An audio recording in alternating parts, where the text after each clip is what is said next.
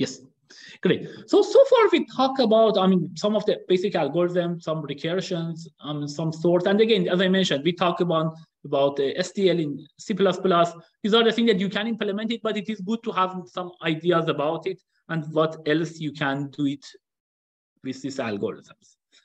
That's the reason that we went to the details and we talk how do you prove it, what are the intuitions, and especially I mentioned that for big data, you really need to see what is inside. You cannot just use it because then this is the one that is used mainly for infrastructures, it is called.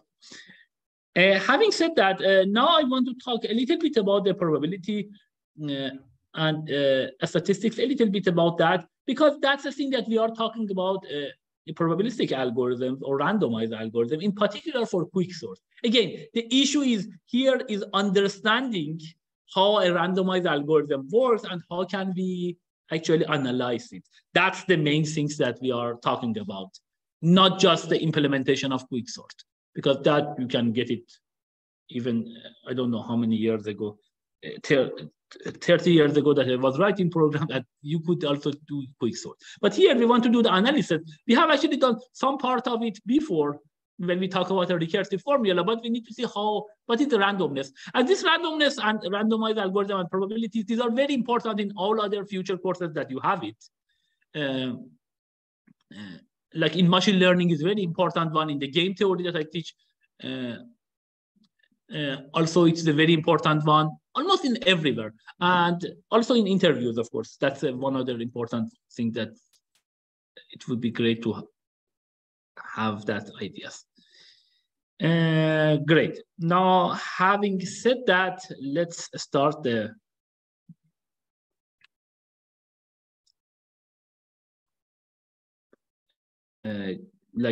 with the slide. So today I will use a slide in particular thing because I have some slides that I borrowed from some places. They're like a very good slides actually. Let me just.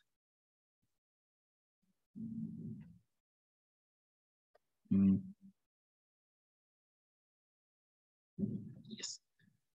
So this is the one. Let me share it with you.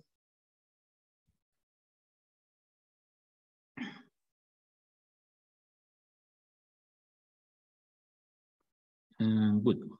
Okay. So today and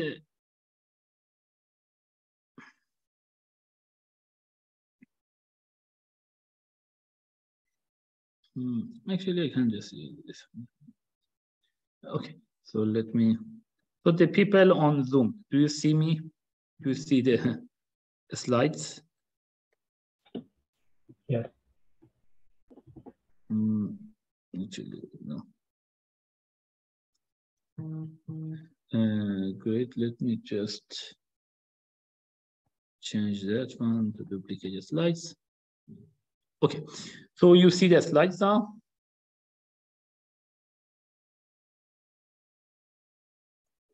Good. So do you see the slides, the people on Zoom? Yeah. Great. Okay. So this session and next session, we are talking about a crash course on probability theory. These are some of the slides actually that, I mean, whenever I want to remember these things, I will just go through the slides and learn this. That would be very useful for you, and then we will talk more about it for the future stuff. Good. So in particular, we talk about a few things here. We talk about basics of probability theory, Bayes rule, and random variable and distribution. In particular, the concept of expectations and variance or standard deviations. And these are some of the slides that I got it by wrong gene. Good. Let's define the definition of define the probability. So generally, we have some experiment. This experiment can be toss a coin twice. And then we have some kind of sample space. In that case, is that these are all possible outcomes of an experiment. For example, if you have a coin, you toss it twice, then these are all possibilities, H, T, TH, and TT. A subset of possible outcomes would be the event that you care about it. Good.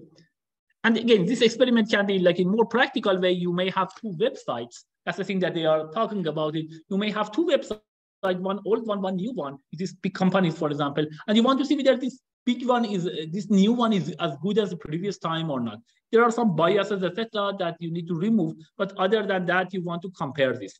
But here we are considering a simpler case that we only toss a coin twice, and these are the possible outcomes of the experiments. And the event is a subset of possible outcomes that we have here. For example, the event A can be HH, and B can be HT and TH. What is the probability of an event? The probability of an event, just a number assigned to event A. So that's the meaning of probability of an event. And it should have these three axioms. So the probability is just anything that has these three properties.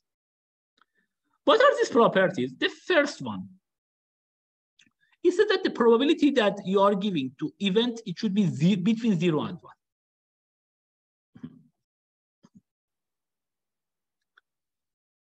The second thing is that if S is the whole sample space, the probability of that should be 1. And if you have an empty set as an event, then that probability should be 0.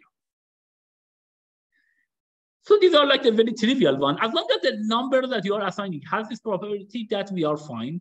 The last one is the most non-trivial one, is that for any two events A and B, the probability of A intersection A union B should be probability of A plus probability of B minus probability of A intersection.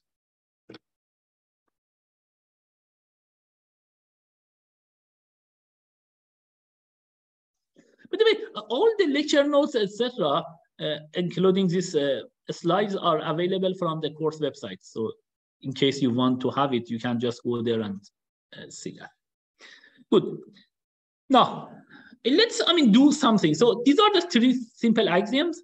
Let's see how can we, from that, anything that we talk about the probability that is important. Anyone talks about the probability, at the end should come from these three axioms. Of course, we may have more theorems or propositions that we are proving and we use them, but there is nothing magic that is coming.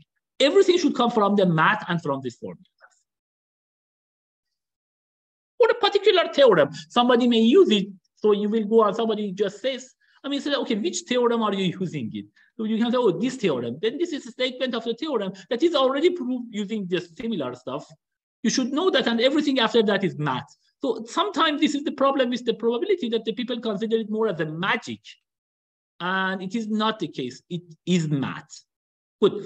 So let's have the first proposition 1. That says that, so not of A, here we are considering essentially not of A, means essentially a complement of A. So if it is A is here, then the complement of A, sometimes we are doing this, sometimes we are doing this, essentially. That is equal to all the, just essentially this is equal to S minus A.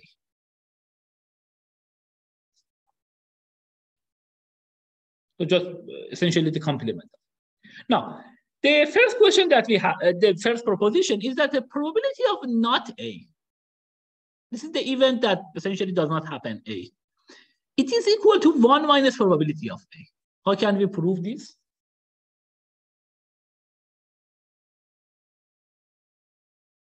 Yeah. Using axiom Q and 3. So probability of A union not A is equal to the probability of A plus the probability of not A minus the probability of A intersection of not A, and A intersection not A is 0. Exactly. So here just essentially, and what other proposition you mentioned? Of axiom 2. Okay, yeah, good. So yeah, you are here for this one, for proposition this one, we are using the axiom 2 and 3. Good. As you mentioned, what was your name? Jiayi. Yeah. As he mentioned, actually, we can just put this instead of B, just put it not A. So just put B equal to not A. In this case, so what is the A union not A? In this case, by definition that I have mentioned here, that would be probability of S. That here by axiom 2, it is equal to 1. Then this is probability of A. This one would be probability of not A. Minus probability of A intersection not A, which is here is this one. A intersection not A would be just empty set. Again, we are using axiom 2 that this is a probability of empty set, that would be 0 essentially. So it can be just cancel out, or 0 essentially. So then we get probability of, then we get 1 is equal to probability of A plus probability of not A, and then we get this. So these are some good things that for exercise result. The second one that, let me actually just, this is the difference between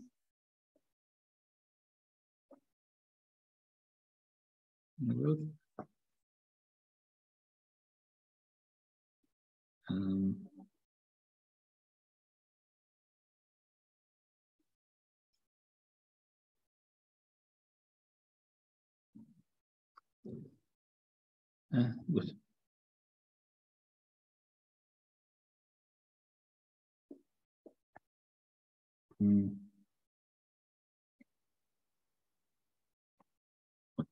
So the next thing that we want to say is this one, other things, that for every sequence of disjoint event, disjoint means that these sets, they don't have any intersection. That's the meaning of no intersection.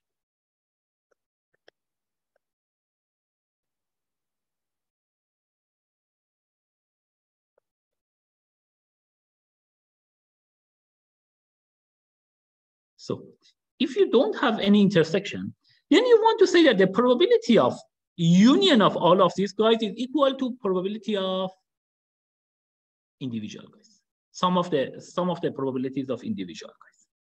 How can we prove this one?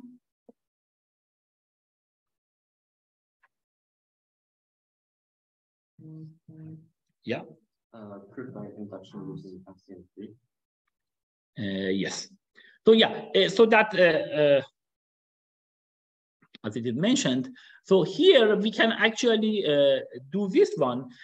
So here, this is somehow similar to axiom 3, but not quite there, because that's say for any I we have that one. So that's the part that we need to use actually induction.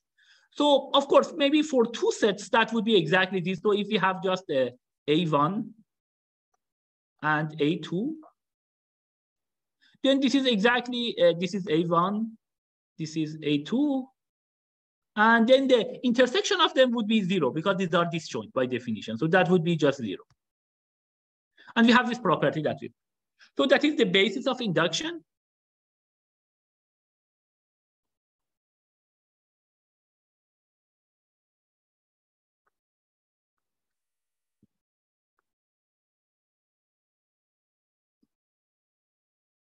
Good. So this is the basis of induction. Now, but what about this is for general I? So in that case, I mean, then we can just use induction. So how can we do the induction? We can generally consider that A, like essentially consider B equal to be AI. And then consider A in this example, be essentially A1 union AI minus 1.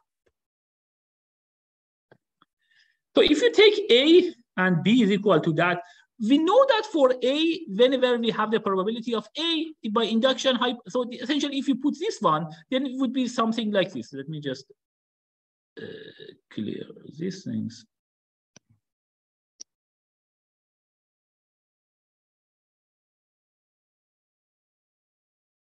So here, instead of basis of induction, now I'm talking about I want to use the induction hypothesis.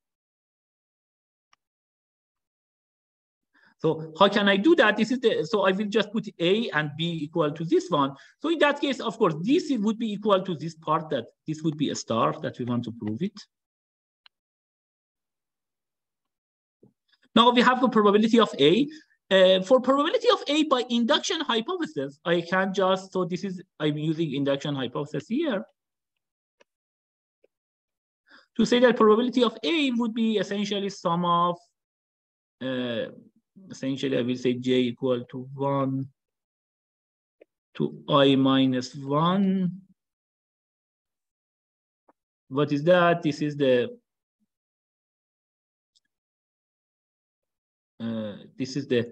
probability of AJ.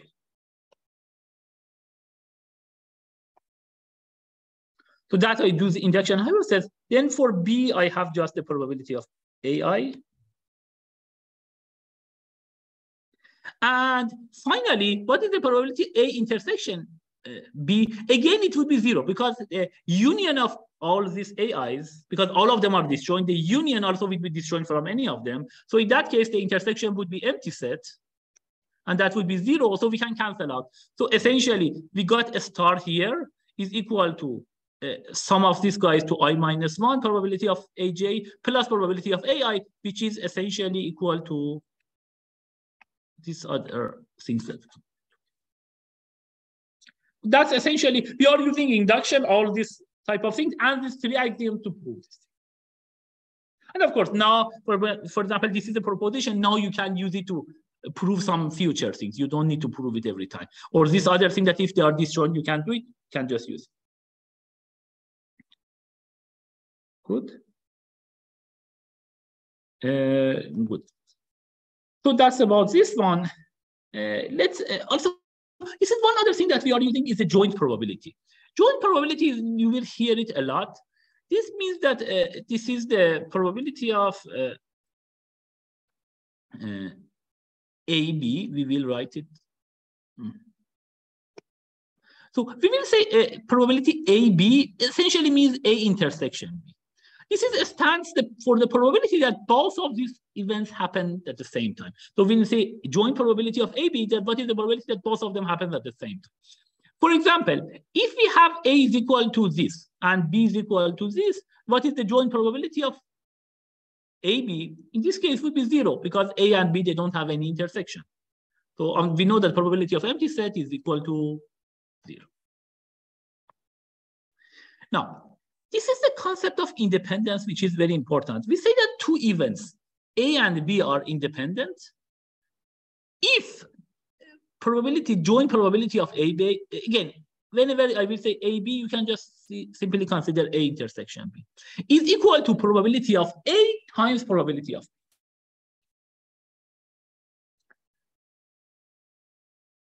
So we say that 2 events are independent if A intersection B is equal to probability of A times probability of B. And here, a set of events, AI, is independent. If we have a set, if we have this general version, that probability of intersection of all of them is equal to just simply probability of multiplication of probability of each of them.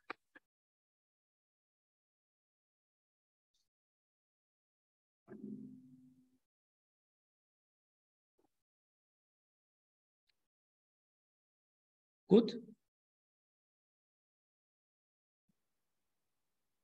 So here, again, the set of events, this one is independent if we have this property.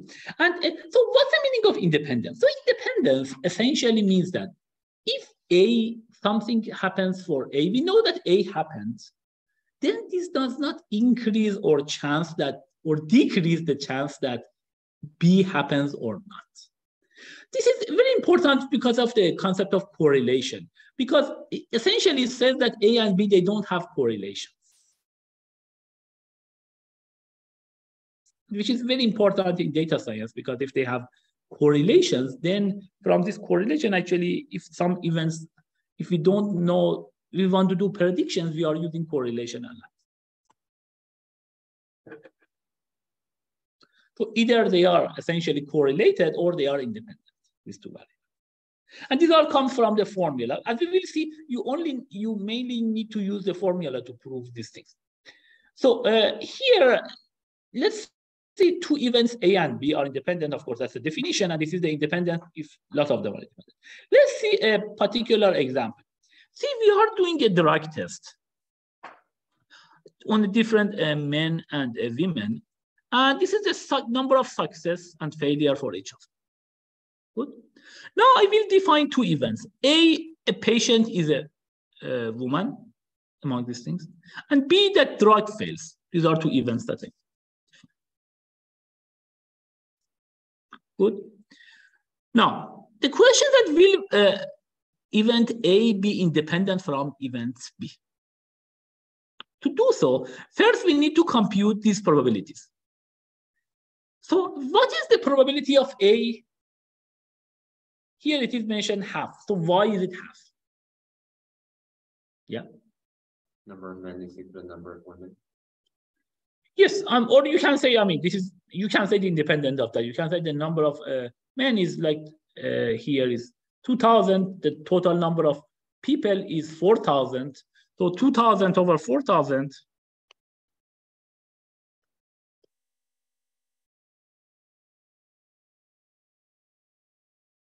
is equal to half.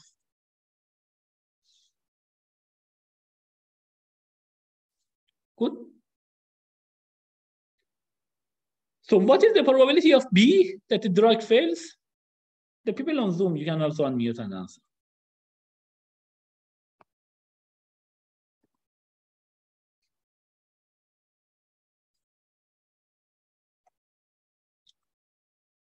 So the probability of B is also half, again, the same thing. Why? What are the number of failures? The number of failures essentially is sum of this, which is again 2,000 over all things which are 4,000. So it would be, this also would be 2,000 over 4,000, which is half.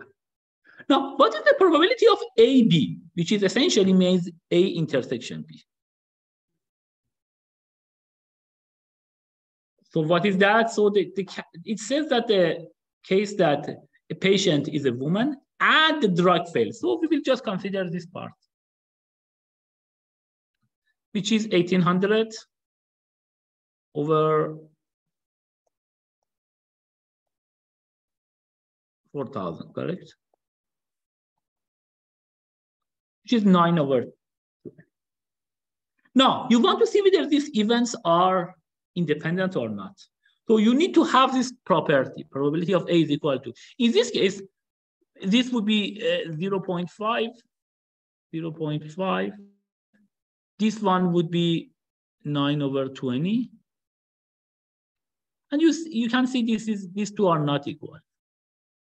It means that these two are not independent. What is, I mean, and that's exactly the concept, somehow the intuition. Again, you need to prove it using formulas because the intuition can be easily wrong for these things. But sometimes it says that. It says that why they are not independent, because you know that if this person is a woman, then the probability of failure is higher for that person. So it means that these two events, that you are a woman and the drug fails, there are some correlation between them. They are not independent. So these are some non-trivial things about independent that we can talk about them. Actually, it is interesting. So as I mentioned, some of them also you need to go according to formula, otherwise it's not trivial. At least you need to have a very good intuition, and sometimes even with good intuition you might be wrong. So here, this is the example. So A is equal to HT and B is, and HH, and B is equal to HT. Will event A, so and we consider the previous case that we mentioned. So there are four, these are like the, say it is a coin, is a fair coin, and with probability 1/2 becomes H, with probability 1/2 it becomes T. Now, if it is the case, what is the probability? So whether A and B are independent or not. So what is the probability of A here? Yeah, probability of A is 1/2 because each of them is 1/4, so it would be 1/2. What is the probability of B? So probability of B would be 1/4 because each of them essentially happens this. What is the probability of AB or A intersection B?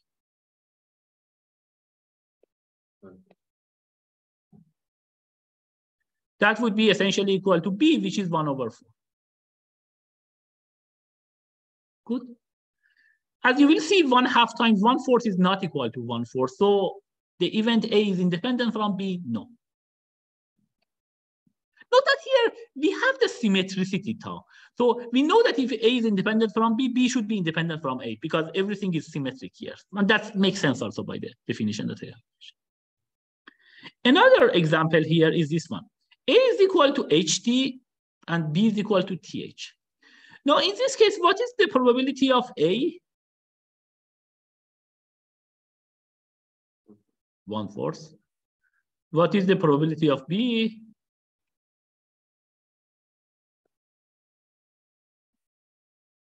And what is the probability of A intersection B? 0. And of course, 0 is not equal to 1/4 times 1/4. So what's the meaning of this one from this one? So these events are independent, we will say no. So no here, no here. So what does it mean? It means that disjointness and independence, there is no relation. So it might be two sets that they are disjoint, like these guys, and they are not independent, or some guys, they are not disjoint and they are independent. They are not independent as well. Another thing it is interesting is this one. We don't have the transitivity. So this is no transitivity here.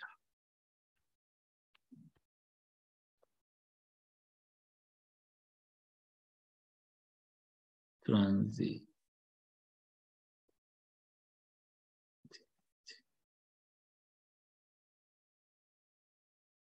What is the transitivity? So we say that A is independent from B.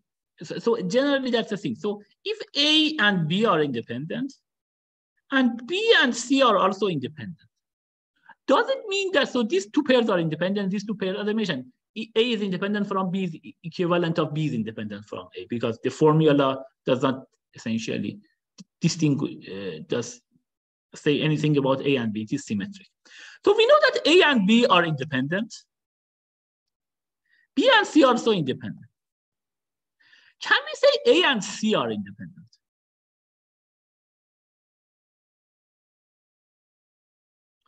So that also is not the case. So we cannot say if A and B are independent, then B and C are independent, then A and C are independent. One good example, just take A equal to C, as we have mentioned. And of course, no set will be independent of, no event will be independent of itself. Why? Because the probability of A times probability of A would be not equal to probability of A unless probability of A is 0. So if probability of A is 0, then it might be independent. But other than that, it means that essentially A should be empty set. Otherwise, A and A are not independent.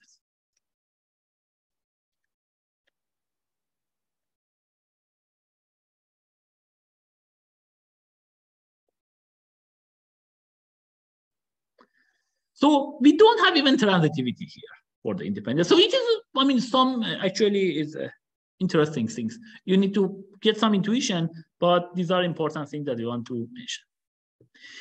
Another thing which is very useful, it is the concept of conditioning. So what are the conditioning? We say that to consider two events, essentially A and B, and say the probability of A is greater than 0.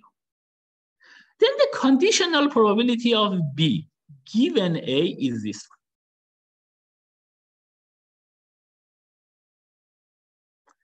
So conditional probability of B given A is this things that we are talking about. Probability of B conditioned on A is equal to probability of AB, which is again A intersection B, over probability of A. So these A guys always come down.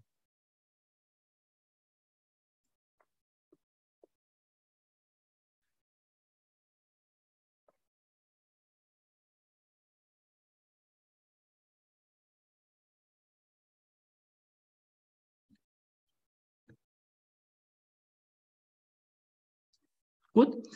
This is the conditioning probability that is important. And let's see an example here. This is a definition. So consider this again, the same drug testings and the same events A and B. Now we want to compute probability of B given A. The probability of B given A would be equal to probability of A intersection B over probability of.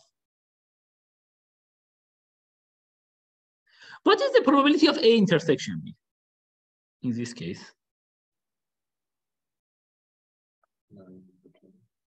So it means that intersection B, essentially woman and drug fails, that would be 1800 over 4000, correct?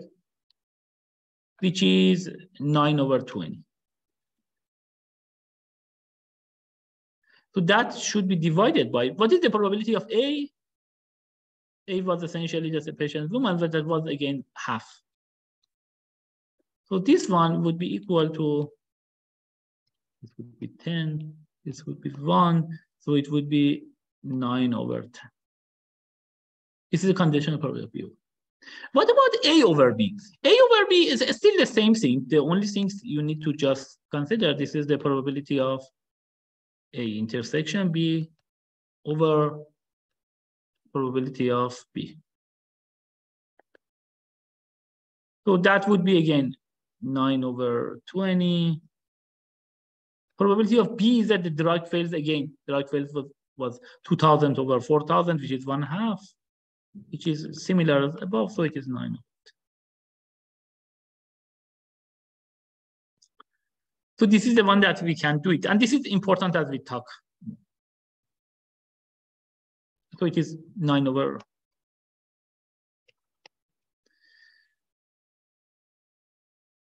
So given A is independent from B, what is the relation between probability of A conditioned on B and probability of A? And you see, if these guys are independent, it means that this is equal to probability of A times probability of B over probability of A. This cancels out. So in this case, probability of B is equal to probability of. And this is exactly the thing that we are talking about, conditioning. So why conditioning is important is that if you condition that probability of B conditioned on the fact that A happens, how is it going with probability of B? It becomes more or less. If these two guys are independent, it means that they don't have any effect on each other.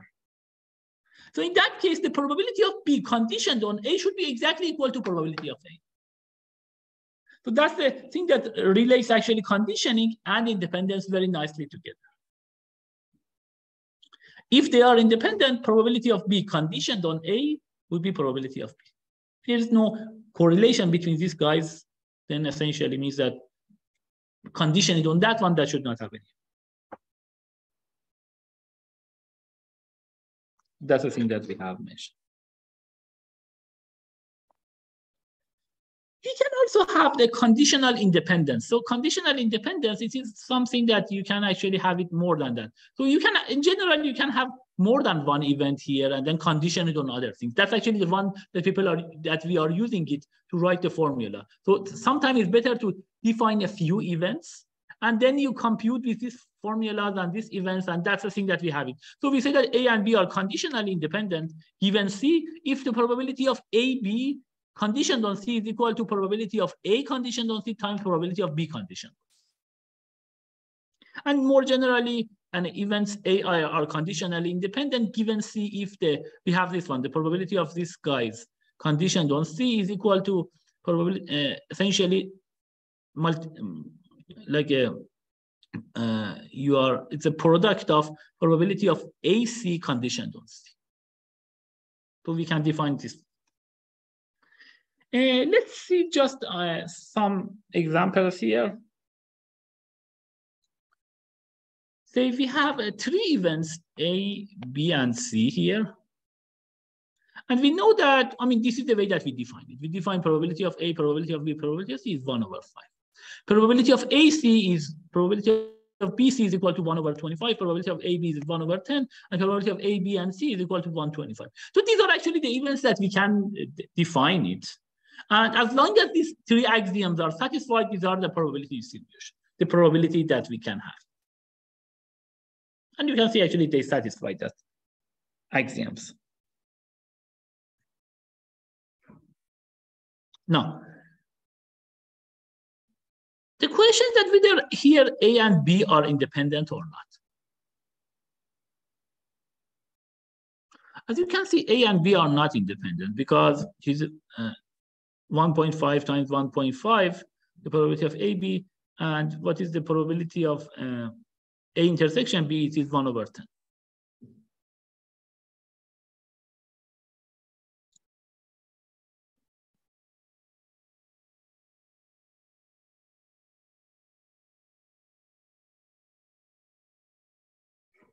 Good.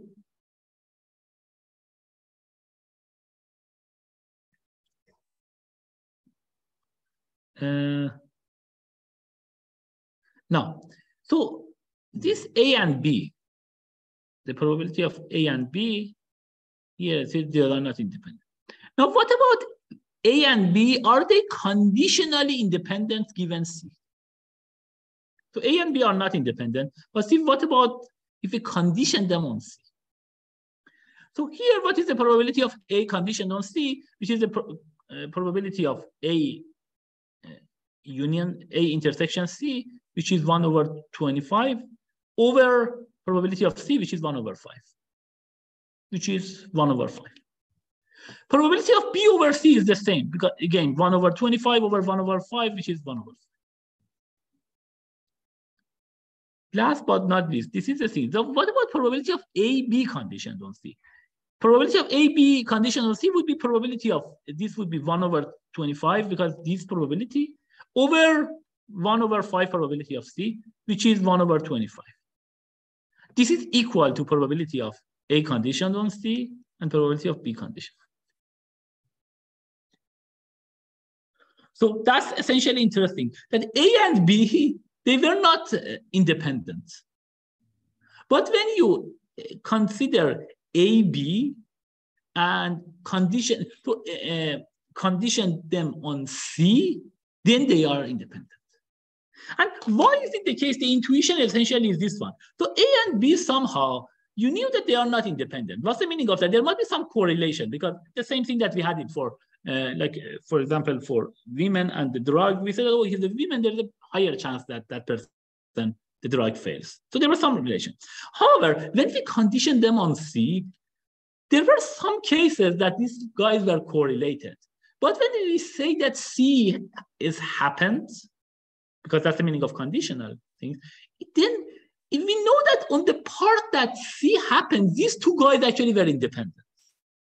So in the rest of the things, they were dependent. And that's the thing that we didn't have the total independence between them. But when we know that C happened, we know that in this space of C, these guys are independent. So that's the thing that sometimes you will condition on something, then they become independent, while originally they are not independent. So that's an important, actually interesting ideas. And again, these are some of the things that should come from the formula, but these are some intuition that I'm giving. Then we talk about the Bayes rule. That actually is a very important one.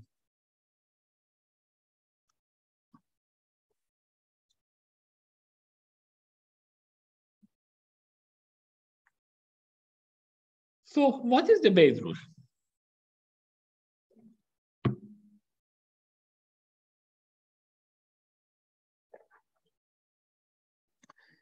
Here, we are given two events, A and B. And suppose that, again, the probability of A is greater than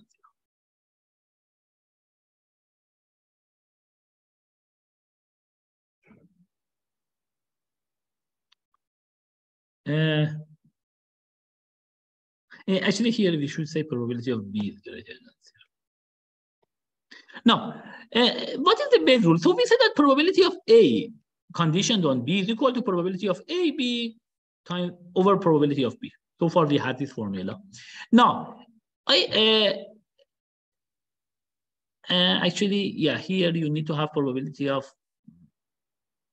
A also is greater than 0. So essentially, assume that these two events are, both of them are non-empty sets. The probability of each of them is greater than 0. Probability of A and probability of B, both of them are greater.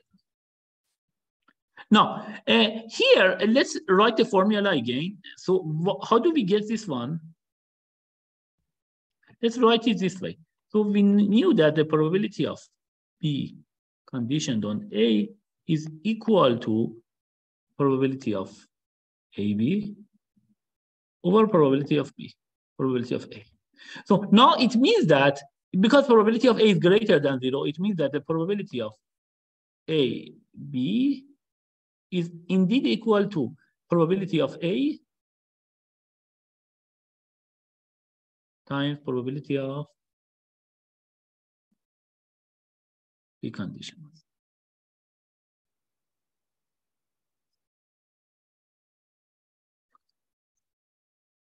So instead of probability of AB, I have just written this one from this formula.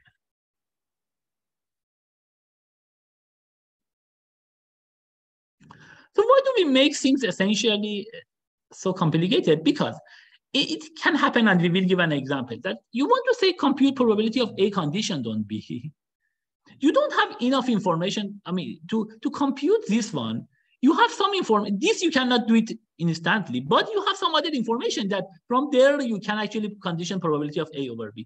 In this case, we have the probability of A, probability of B, and probability of B conditioned on A. This is different from independence. So when we say A conditioned on B and B conditioned on A, these are different. So in that case, sometimes we have these things, the probability of B conditioned on A, probability of A, and probability of B. These are, all of them are individually easier to get. So these are some names that the people are doing it. So the probability of PA, it is called the probability before any evidence. This is a prior. So this is a prior, so nothing has happened. Then we will say on probability of A or probability of B, we'll call the probability before any event. This is a prior events that we have. So then we have the likelihood. So this likelihood, assuming A, how likely is the evidence? That is exactly this formula that we have it here. So this is the likelihood that we have that from essentially from the history. Then we have the posterior probability. Posterior probability is that condition, this is conditional probability after knowing the evidence. So in something, the likelihood is more coming from the history. So from the history, we know that what is the assuming A, how likely is the evidence happens. But then here, the posterior is that what is the probability of A condition being B? Conditional probability after knowing the evidence. So in some sense, all of these are before the evidence. So somehow we know that, and this is after the evidence.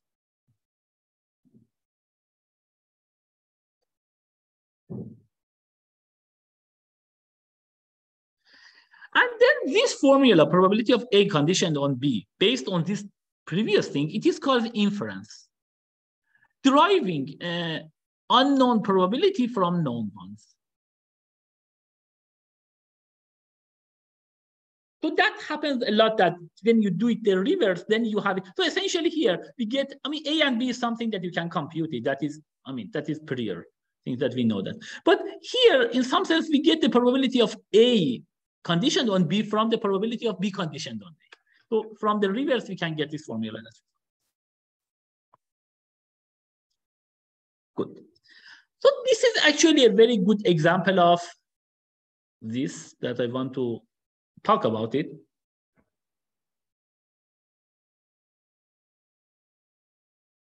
This is the inference with Bayes rule. And this is a very good example, actually. Here.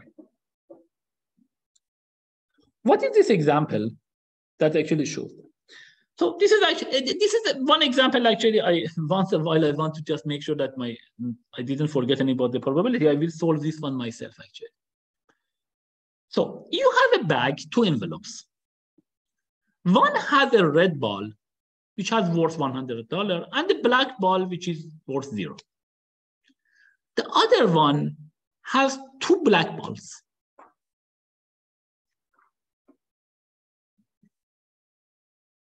Good.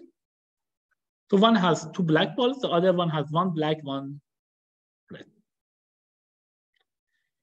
No, you randomly grabbed one of this envelope and randomly took one of these both all. So somebody gives this one, okay, which one you want to choose, you will choose one, and then go there and you don't see inside, you will bring one of them.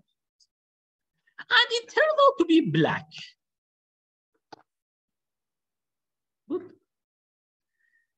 Then the question is that whether you have the option of to switch in the envelope.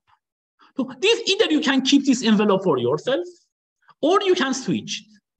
The question that you should switch or not switch. Good. Is the experiment clear for the all people on Zoom as well? Do you hear me?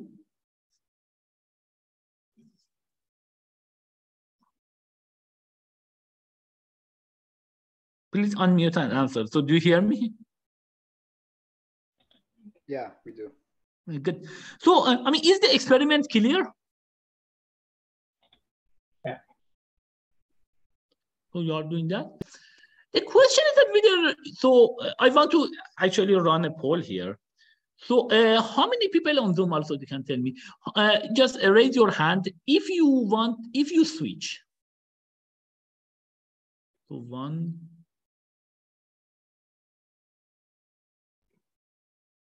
So the people, okay, 2, okay. So half of the class say that we should switch, half they say that we should not switch. And I assume that, I mean, there is nothing in between. So I think either you should switch or not switch. You don't have the option of being silent. So if you don't want to switch, then in that case, actually, you may not switch. Okay, so let's see how can we guess this one from maths.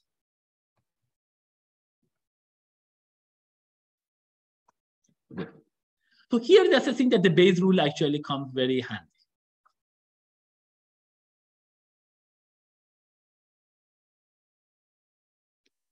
Good. So here, consider E as the envelope. This envelope can be 1 means RB, means that the red and blue, and 2 means BB. This is envelope. Then define B. So we need to define some variables. B is the event of drawing a black ball.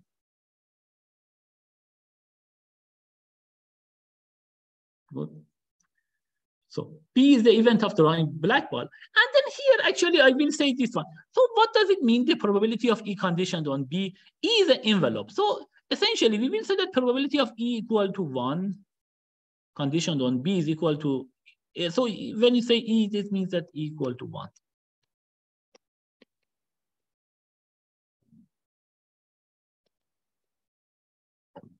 Because E is just the envelope.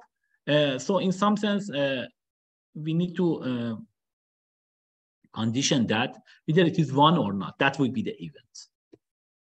So here, what is the probability of E equal to 1 conditioned on B?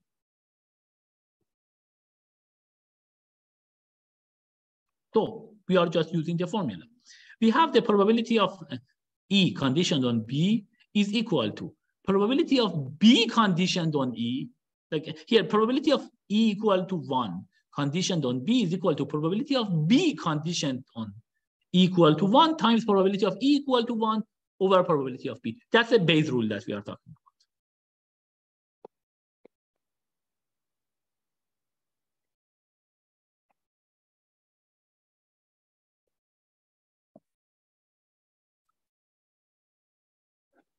Good. And you could say the same thing. So probability of E equal to 0 is the same thing. Probability of B conditioned on E equal to 0, probability of E equal to 0 over probability of B. Now, what do we want to do? We want to exactly compare this one. So switching or not switching turned out to be these two probabilities that we need to compute. Probability of E equal to 1, condition on that this is a black ball, and probability of E equal to 2, condition that this is a black ball. We need to compare this one. So if the probability that this envelope that we have it is 1, that is higher, it means that you should not switch. You should keep the currency. If the probability of the other person, the other envelope, is higher, then you should switch. Clear? Now, let's just compute the math. So the main things, actually, the main intellectual part is this part, these definitions.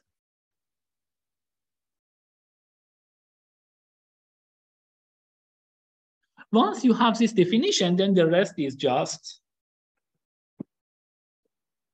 what?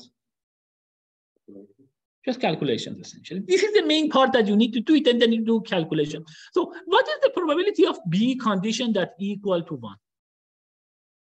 So that's the thing that essentially we want to do this inference. So we don't know this probability yet, whether we should switch or not. That we try to get it from the historic data that we have in some. The probability of B condition that equal to 1, that would be just half. Why? Because B is what is the probability that you will bring black things out of the envelope 1? Envelope 1 was RB. If this is RB, then one of them would be B, so it would be 1/2.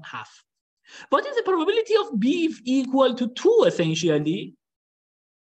Then that would be 1. Because in that case, if the envelope is 2, then the probability of that would be 1. Because both of them are. What is the probability that equal to 1 in this case?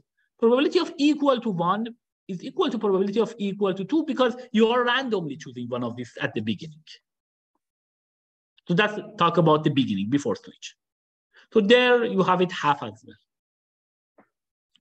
So you only need to now compute the probability of EB.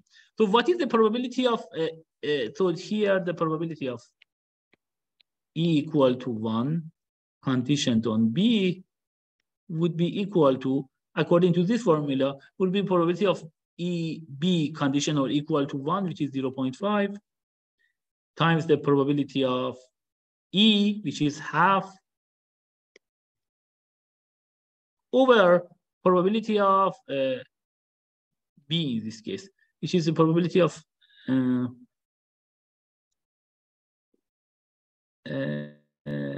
yes, yeah, okay, yeah. So we need to also compute this one, the probability of B. So what is the probability of B? Probability of B is that some black boy is coming. So you have some randomly select one of them and randomly bring one out. So it means that randomly you have selected one of these guys. There are 3 B's and 1 R.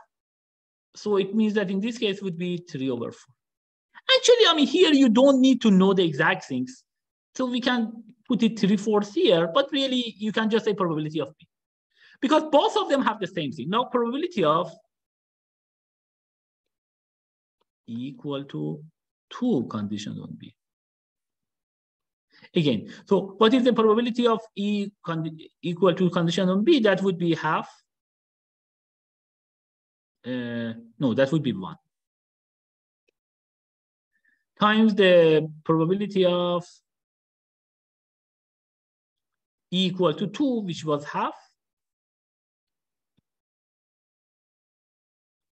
times the probability of B, which is 3/4. And again, you didn't need to compute this probability of B because both of them have the same thing. So then it means that the probability of E equal to 2 conditioned on B, that this ball was black, is actually higher than this guy. So it means that probably the ball that this envelope that you have, of course, it's probably, you don't know exact, but you know that most probably, I mean, this is the guy that had two blacks in it. So in that case, it would be better to switch it to the other one. Because this conditional probability is that. So that's essentially the one that somehow probability generates money in some sense for you. And this is exactly the same thing that these companies are doing. For example, this is like if you consider Instagram, Facebook, Google, everything.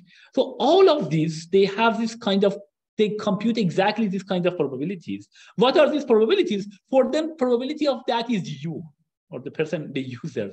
But see, what is the chance that this guy clicks on this one? What is the, so there are generally two important probabilities that they try to get from these inferences. This is something, it is called also the, somehow, Bayesian method, essentially. Versus the other one, it is called frequentist method. The frequentist is mainly based on the history. Here, it tries to infer it from the data. That actually seems more advanced, the places that you can do it. And so from this kind of, essentially you have this kind of inferences in some sense to say that if I show this advertisement to you, whether you will click or not. Because if they know that you will click, then they will show you that you will click, they will charge the person who gave the advertisement. And that's actually quite large, so you don't believe it. I mean, this website that I had, this predictor that I have it, that I could get the Google advertisement out of it. That's actually each click, if you have a website and you have some Google advertisement on your website, it takes some time. It may take something like 8 months or something like this. If you create a website, Google does not give you the advertisement for it. You need to become a popular website before it gives you that. And that may take actually 7-8 months. And then when you do that, then they show advertisement. If you go and click on that website, on the advertisement that it comes, me, as a person who runs this website, I will get something around $1.7 to $2 per each click. And this is still the part that I get it. Google gets something like probably $1 or $1.50 more as well. So essentially means that one click is something like $3. They charge it to the person who is doing the advertising. But if the click is not there, you get almost zero. I mean, just viewing it, sometimes it's called CPM. That's not much. So these are the three things which are actually important, and these are very important. This is like, again, $1 trillion business that we are talking about, this advertisement, or if you consider also the retail. So these are the three important probabilities that these are very important for that. One is the probability of, one is essentially that you decide to show that. I mean, it is called CPM, like how many you will show that. But the two important one is the probability of click, that if I show this advertisement, whether this guy clicks or not. Another thing that is very useful in these other companies like Amazon, for example, or Overstock or Wayfair, these are more retail business. Also probability of purchase. So two things, like they show some kind of, you see some advertisement. So for example, in Amazon, you have some background thing, you will see some item. And then there are something, they call it a sponsor. These are the ones that they are advertisement, the users pay for it. There are some organic means that comes naturally. They didn't pay for that. Generally, this is the same. Organic means something comes ranking. Organic means naturally, this is the good thing, like based on the history. But they say a sponsor means somebody pays for it to come there. Then, in this case, you want to, so when this is something sponsored, you decide which one you need to do it. You need to run action. So if you want to know more about it, you can take this game theory course that I'm teaching, then you know more about it. But then when you decided, one of the things that the criteria in this action is that who is clicking more on that one. That's one thing. Because of that click, they can get some money from advertising. However, another very important thing is the probability of purchase. Why probability of purchase is important? Because you want to make, sometime you will get some money from this, consider jewelry. So you may click on that one, you get, I don't know, $3 for the thing, because the jewelry was expensive, somebody clicked on it, you get $10 even at advertising. But then the probability that this guy buys this jewelry is small. These guys, like for example, these retailers, online retailers, they have two types of things. These are the probability of click and then probability of purchase. The probability of purchase, why it is important? Because if they sell this jewelry, they may get 10% of that money. But if they sell, for example, if they have a table and sell it, there's another, they get again maybe 15% of that.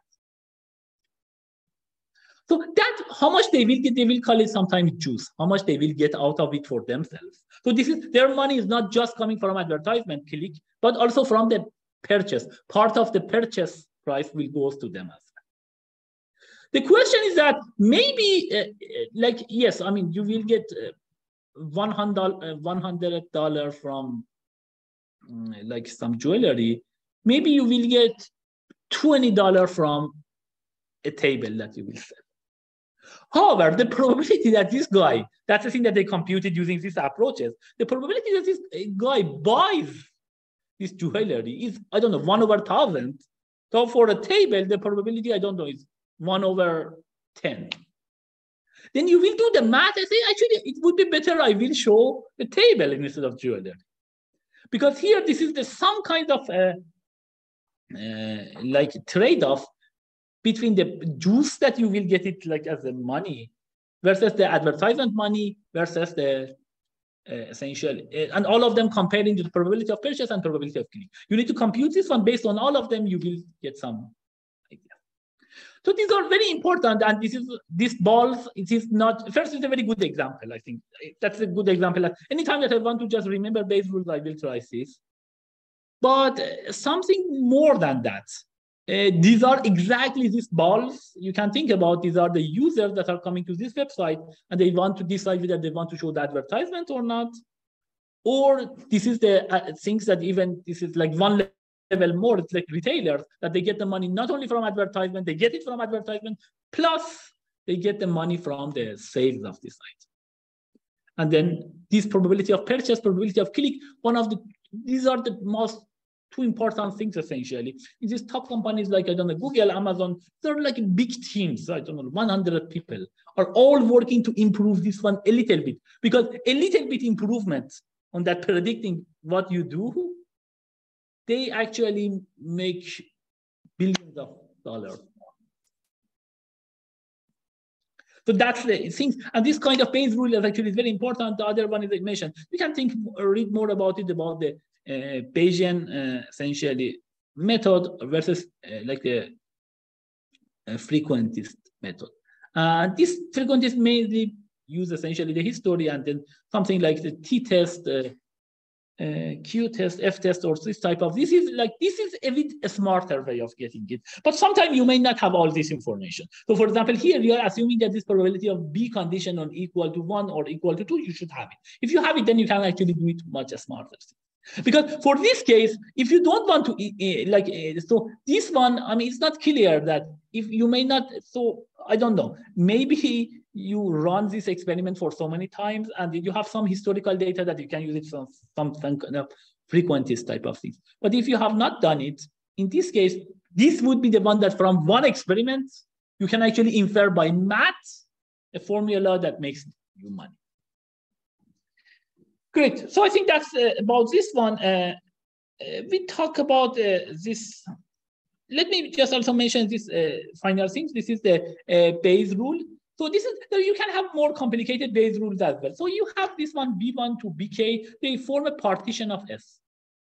So what's the meaning of partition? Partition always means the intersection of them, the union of them would be S, and the intersection of any two would be empty. That's the exact definition of partition. Now, suppose that the probability of BI is greater than 0 and probability of A is greater than 0. Then what can we do? We can say the probability of BI condition on A is equal to, this is the definition of regular definition of Bayes. Then I will expand it. So this part, I will keep it the same. Instead of probability of A, I will just write it. So this is because of the partition, because of this proposition 2 that we had early on in the things. So that is conditional version of that is also correct. Good. So which one I'm talking about? I'm talking about this formula. So this formula that we have, this formula also the conditional version of that is, you can condition AI on C and still you have this one. So you can have everything conditioned on some event C. And still you have these things, you can do it. Now, let's go to this one. Here. As you will see here, so this is the same thing. So I will just write, instead of that, I will just write, because these BJs are disjoint, I can write it like this. Now, when I have this one, then I'm using again the reverse of Bayes rule. This is the same thing that I have done it. Then instead of this, I will write it probability of J times probability of A J. So this is the more general Bayes rule. Essentially says that to compute the probability of BI conditioned on A, you can do this one. So you want to do for one particular BI condition on A, you can do this one. Compute probability of A condition on BI times probability of BI. This is so far it was similar to this. Then this is over sum of all these BJ's probability of A over BJ. So you may have essentially for this one, so you may have a good, so here note that you want to get BI over A condition on A. Here you will change this one on a set of things that you have it. All of them are A conditioned on BJ. So these are all this type of likelihood. So in some sense, we will make these things the posterior based on all likelihood and priors. So here, this is the essentially, this is the likelihood. Sorry, this is posterior. So these posterior are based on priors and likelihoods. And this is the other extra thing that actually you can use it. And sometimes it can be very useful again. Because again, everything is math. If you can do the math, it can turn into billions, if not trillions of dollars, essentially. And next time we are talking about random variables and probability distribution. This is actually important. Also, we are doing it for quicksort, and then we will go after that.